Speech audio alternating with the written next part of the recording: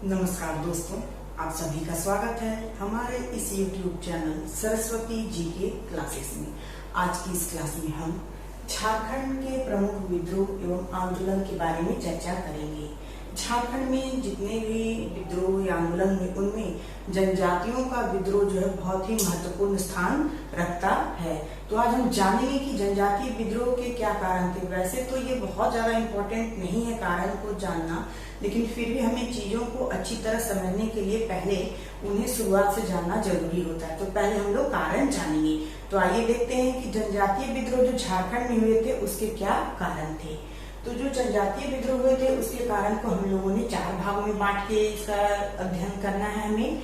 और वे उन्हीं में जो पहला पार्ट है वो है राजनीतिक कारण, जिसमें सबसे पहला है वो आदिवासियों की स्वायत्तता पर आघात। यानी आदिवासी जो हैं वो स्वतंत्र प्रिय होते हैं, उन्हें अपने में किसी भी तरह की रुकावट उन्हें पसंद नहीं है और वे किसी की सत्ता के अंतर्गत रहना बिल्कुल पसंद नहीं करते हैं। लेकिन जब अंग्रेज यहाँ आए थे तो उन्होंने यहाँ पे उनके जीवन में हस्तक्षेप करना शुरू कर दिया था और इससे उन्हें अपनी स्वतंत्रता पर खतरा जो है वो नजर आने लगा था, जिसकी वजह से वे विद्रोह की ओर बढ़ने लगे थे और इस तरह से विद्रोह की शुरुआत हुई थी। यानी एक बहुत ही बड़ा कारण था आदिवासियों की स्वायत्तता पर जो आघात अंग्रेजों ने करना स्टार्ट कर दिया था, इसकी वजह से वे विद्रोह करने लगे थे। दूसरा जो राजनीतिक कारण था उसमें था आदिवासियों के क्षेत्रों पर अधिकार। जिस क्षेत्र में आदिवासी रहते थे अंग्रेज जबरन वहां पे उनकी जमीनों पे, उनके क्षेत्रों पर कभी सड़कें बनवाते थे, कभी पुलिस चौकी बनवाते थे, कभी कुछ काम करवाते थे, जिससे आदिवासियों को अपने ऊपर खतरा लगने लगा था और वे विद्रोह करने लगे थे। तीसरा कारण था ब्रिटिश प्रांतों में बनाए गए कानून को लागू करना। ब्रिटिश जो है जो अपने प्रांत में उन्होंने कानून बनाए थे उसी कानून को वो झारखंड में भी लागू करने लगे थे, जिससे यहाँ के जनजातियों में असंतोष व्याप्त हो गया था और बहुत ज्यादा वे अंग्रेजों से घबरा गए थे और वे अंग्रेजों से मुक्ति चाहते थे, अपने समुदाय को बचाना चाहते थे। इसकी वजह से वे विद्रोह करने लगे थे। चौथा था राजा तथा जमींदारों का असंतोष। यहाँ के जो राजा थे वे और जमींदार, इनका भी असंतोष बढ़ गया था अंग्रेजों पर, क्योंकि अंग्रेज उनके ऊपर भी अपना मनमाना नीति जो है वो थोपते थे, जिसकी वजह से जमींदार और राजा चाहते थे कि जो अंग्रेज है उससे उनको मुक्ति मिल जाए। और इनका एक उपाय उनके पास था जनजातीय लोग, क्योंकि जनजाति निरंतर जो है अंग्रेजों का विद्रोह कर रहे थे, विरोध कर रहे थे और उनसे मुक्ति पाने के लिए आए दिन उन्हें विद्रोह के द्वारा परेशान किया करते थे। तो राजा और जमींदारों ने भी उनका साथ दिया और उन्हें उकसाया विद्रोह करने के लिए। ये भी एक बहुत बड़ा कारण था जिससे कि जनजातीय विद्रोह यहाँ पे हुआ था झारखंड में। चौथा था अधीनस्थ कर्मचारियों द्वारा शोषण। जो झारखंड में जो ब्रिटिश लोग यहाँ पे जब आए तो उन्होंने अपने प्रतिनिधि के रूप में अधीनस्थ कर्मचारियों को जो यहाँ पे काम पे लगाया था, राजस्व वसूली या देखभाल करना या और भी कामों के लिए। तो वे क्या थे, वो आदिवासी नहीं थे बल्कि वे बाहरी थे, जिसे कि दीकू कहते, यहाँ के आदिवासी लोग उन्हें दीकू कहा करते थे। तो जो बाहरी लोग थे या बंगाल उड़ीसा कहीं दूसरे जगह के होते थे, तो उन लोगों को जब उन्होंने यहाँ कर्मचारी के रूप में लगाया था तो वे क्या करते थे, यहाँ के सीधे साधे आदिवासियों को परेशान किया करते थे और उनका वे बहुत ज्यादा शोषण किया करते थे। और इस शोषण की वजह से भी जनजातियों में असंतोष की भावना बढ़ने लगी और वे विद्रोह की ओर बढ़ने लगे और बार बार विद्रोह का दामन वे थामने लगे। तो ये तो थे राजनीतिक कारण। अब हम देखते हैं सामाजिक कारण। सामाजिक कारण में सामाजिक अलगाव आदिवासियों एवं गैर आदिवासियों यानी दीकुओं में क्या था कि जो गैर आदिवासी, जो बाहरी थे, जो दीकू थे, वे अपने आप को सर्वोपरि मानते थे और आदिवासियों को हे की दृष्टि से देखते थे। तो ये भी एक बहुत बड़ा कारण बना था आदिवासियों के विद्रोह का। फिर सामाजिक कारण दूसरा था जनजातीय प्रथाओं में हस्तक्षेप।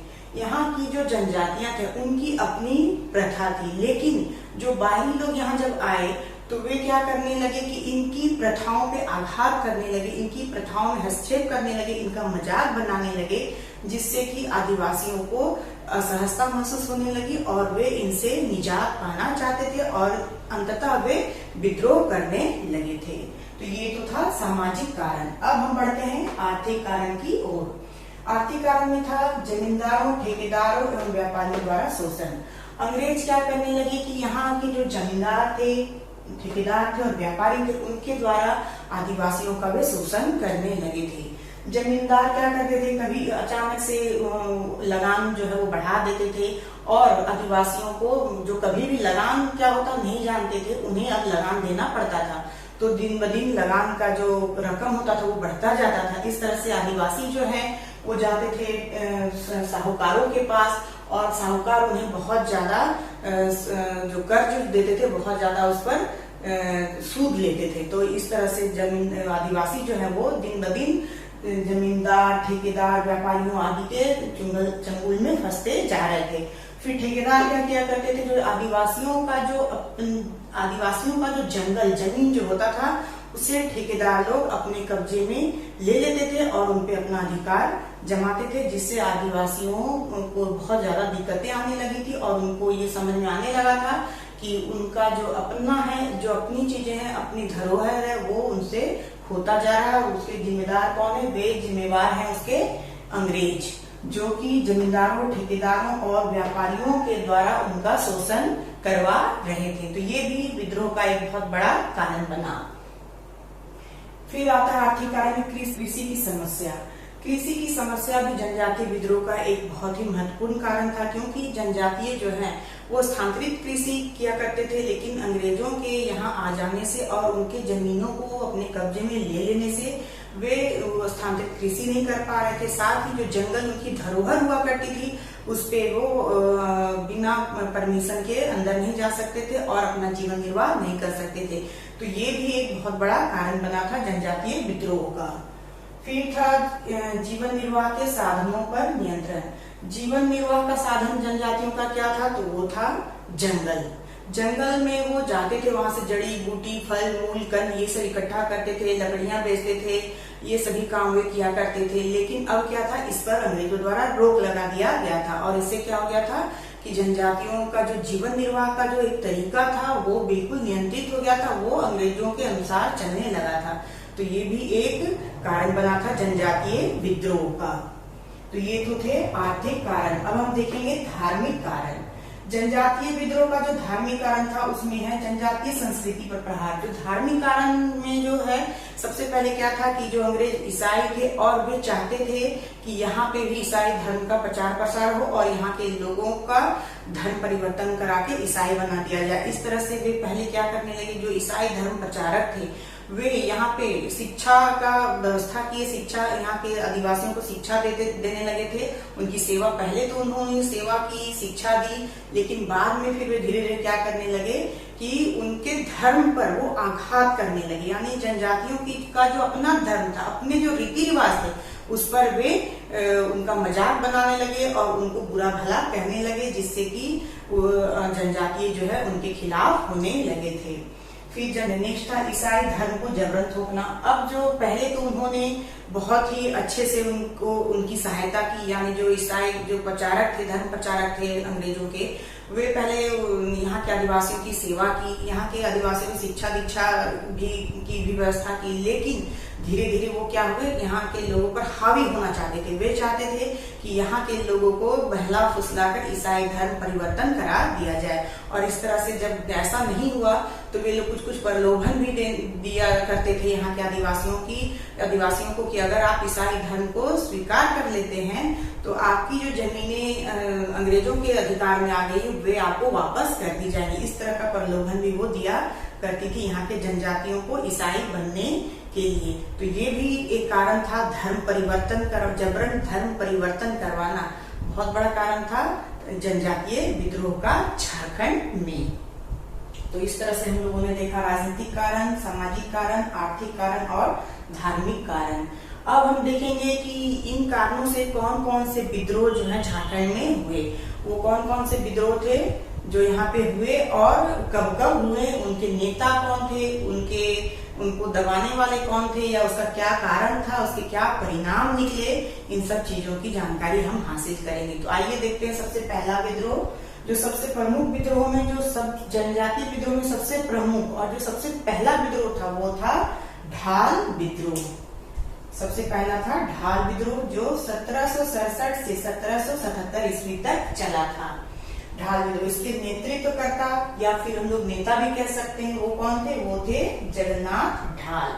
ढाल भूमि के जगन्नाथ ढाल थे नेता, और इसके जो अंग्रेज अधिकारी थे वो थे फर्ग्यूसन और साथ में थे कैप्टन रूक, जिन्होंने विद्रोह को दबाया था।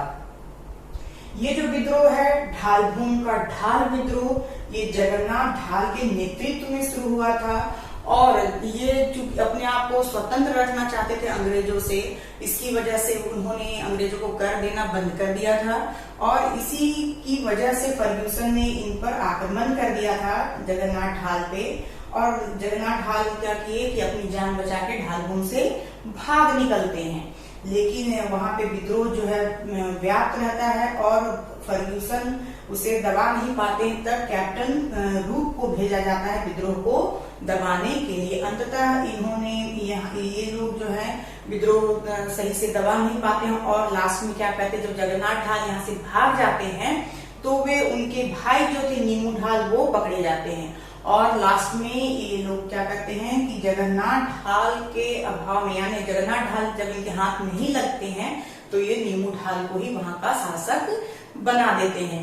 लेकिन जो जगन्नाथ ढाल है वे भी हार नहीं मानते हैं, और वो लगातार बार बार अंग्रेजों से संघर्ष जो है वो करते रहते हैं, और 10 सालों तक वो संघर्ष को जारी रखते हैं। और इस तरह 1777 ईस्वी में अंततः अंग्रेजों को हार कर अपना जगन्नाथ ढाल को, नीमू ढाल को हटा के और जगन्नाथ ढाल को वहां का राजा बनाना पड़ता है, शासक बनाना पड़ता है। ये जो ढाल विद्रोह था इसमें परिणाम ये निकला कि संपूर्ण क्षेत्र पर जगन्नाथ ढाल ने कब्जा कर लिया था, और धीरे धीरे वे पूरे राज्य को अपने कब्जे में वे ले चुके थे। इस तरह से अंग्रेजों को उन्हें शासक बनाना ही पड़ा था। साथ ही जो जगन्नाथ ढाल थे उन्होंने इसके लिए कुछ कर देना भी स्वीकार किया था अंग्रेजों को।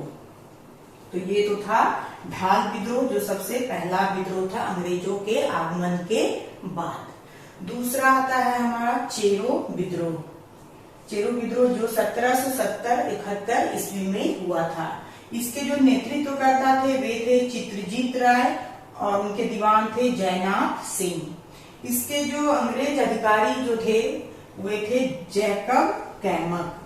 और इस विद्रोह का परिणाम क्या हुआ था कि अंग्रेजों की विजय हुई थी। इसमें जो चित्रजीत राय की हार हो जाती है, अंग्रेजों की विजय होती है, और इस विजय में वो लोग क्या करते हैं कि जो जयकृष्ण राय के जो वंशज थे गोपाल राय, उसे कुछ शर्तों के साथ राजा घोषित कर देते हैं। कुछ शर्तों के साथ राजा घोषित कर दिया जाता है अंग्रेजों के द्वारा। ये था चेरो विद्रोह 1770 से 71 ईस्वी का। जो तीसरा विद्रोह है वो है चेरो आंदोलन। चेरो आंदोलन 1800 से 1818 ईस्वी। ये जो आंदोलन है वो पलामू के चेरो के अंतिम शासक जो थे चूड़ामन राय, उनके विरुद्ध किया गया था, क्योंकि वे अपनी जो जागीरदार थे उनके जागीरों को वे हड़पना स्टार्ट कर दिए थे, और उन्हें वे नीलाम करना या बेचना शुरू कर दिए थे, क्योंकि उन्हें अब इसकी जरूरत नहीं थी। कंपनी सरकार यहाँ पे स्थापित हो चुकी थी, और कंपनी जो है उन्हें अपनी तरफ से सैन्य सुरक्षा जो है वो प्रदान कर रही थी, जिसकी वजह से उन्हें इन जागीरों की जरूरत नहीं थी। और इसी वजह से जागीरदार जो है वे और साथ ही वे जो चूड़ामन राय है उन पे इल्जाम लगा रहे थे कि उन्होंने राजस्व जो है सही समय पे नहीं चुकाया है, जिसकी वजह से उनकी जागीरों को नीलाम किया जा रहा है। इन चीजों से जो जागीरदारों में असंतोष व्याप्त हुआ, और उसी असंतोष के कारण उन्होंने भूखन सिंह के नेतृत्व में चेरो आंदोलन की शुरुआत की थी। भूखन सिंह स्वयं एक चेरो थे, और उन्हीं के नेतृत्व में ये आंदोलन चलाया जाने लगा था। ये आंदोलन चला तो बड़े जोरों से था, लेकिन 1802 ईस्वी में भूषण सिंह जो है अंग्रेजों के द्वारा जो है पकड़े जाते हैं, और लास्टली उनको अंग्रेजों के द्वारा ही फांसी दे दी जाती है। और इस तरह से जब नेतृत्वकर्ता ही खत्म हो जाते हैं तो वो आंदोलन भी दब जाता है, आंदोलन वहीं पे खत्म हो जाता है। यानी कि 1802 ईस्वी में भूषण सिंह को फांसी दे दी जाती है। तो इसका कारण क्या था? जो जागीरदारों का असंतोष था, जो उनपे झूठा इल्जाम लगाया गया था कि राजस्व उन्होंने नहीं दिया है, जिसकी वजह से उनके जागीरों को नीलाम किया जा रहा है।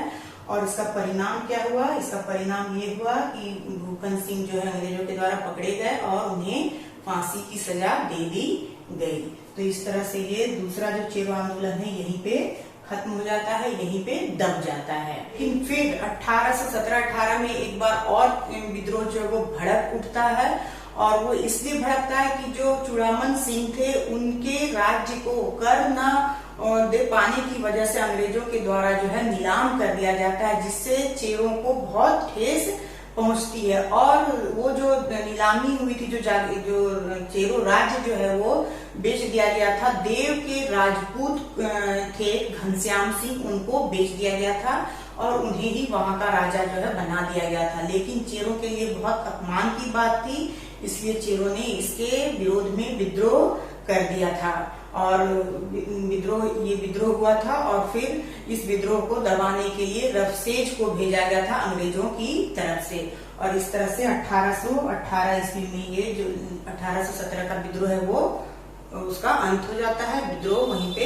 दबा दिया जाता है और ये विद्रोह समाप्त हो जाता है। तो आज हम लोगों ने जाना पहला ढाल विद्रोह, दूसरा चेरो विद्रोह 1770 से 71 का, और तीसरा जाना चेरो आंदोलन 1800 से 1818 ईस्वी तक का। इसके नेक्स्ट क्लास में हम देखेंगे इसके अन्य विद्रोह हम जनजातीय विद्रोह झारखंड में हुए उनको जानेंगे।